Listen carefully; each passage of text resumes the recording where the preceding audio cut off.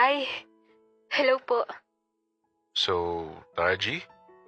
Um, hindi po ako masyado marunong mag-ML. Pabuhat po. Ayos lang. Wala naman sa akin kung marunong ka o hindi. Ah, sige po Kuya Jen. Naglaro kami nun ni Ira. Actually, totoo nga yung sinabi niya na hindi siya marunong.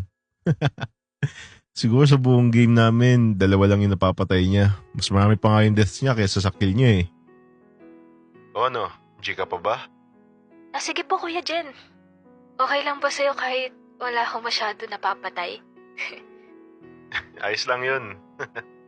Start mo na po. Aba. At umisa pa nga. Pasalamat ka at crush kita. Habang naglalaro kami nun, syempre para hindi naman siya maboard, kinakausap ko pa rin naman siya. Kamusta ka naman? Eto, okay lang naman po. Alam niyo po ba? Fan na fan niyo po ako. Number 1 fan niyo po ako Kuya Jen. Lagi po ako nanonood ng stories niyo. Thank you. Kailan po ba gumagawa ng story niyo? Oo.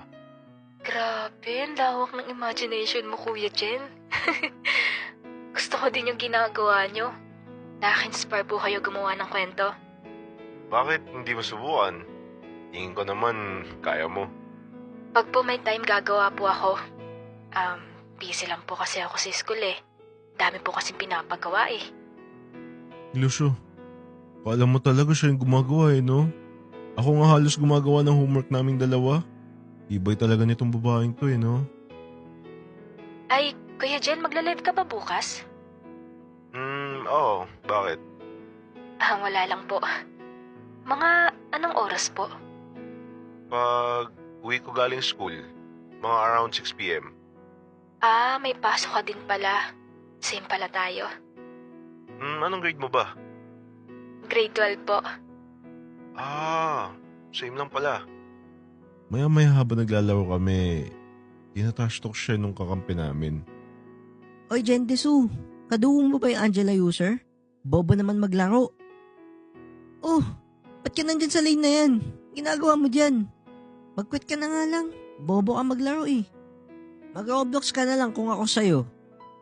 Napansin ko na bigla siyang tumahimik. Ko ba naman trash talk ay bigla ng kakampi? Hoy, kuda ka ng kuda, tignan mo naman KDA mo. Bawag na bawag ka na ka, madaldal ka pa. Malakas ka nga, bobo naman kaduwo mo. Wala din silbi. Ikaw nga, bobo ka na, wala ka pang kaduo. After ko sabihin yun dun sa trash talker, pinamit ko na kay Onyx yung user nun. Para wala nang bawi. Daldal eh, no? Kala mo naman talaga may ambag sa laro. Last game ko na po, Kuya Jen. Bakit naman? Magsasaing pa ako eh. Sure ako nahiya to.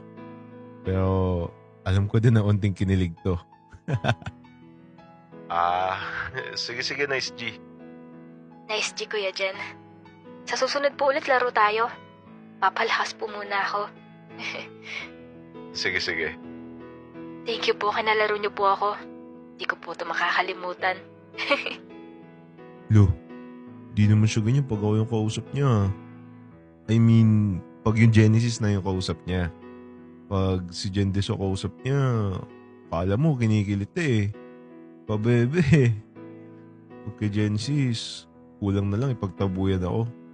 Lagi ba naman nakasimangot pag si Genesis yung karap? Pumasok ako sa school kinabukasan nun. Nakatampo nga eh. After kasi namin maglaro sa Jendeso ko, chinat ko siya sa Genesis na account ko. Inamusta ko siya sa laro nila Jendesu. Sinin ba naman ako? Ayos to ha. Walang utang na loob. Ako yung dahilan kung bakit niya nakalaro si Jendesu tapos deadmine lang ako. Iboy na mukha eh, no? Ako nga din pala yun. Uy, bakit sinin mo lang ako kahapon?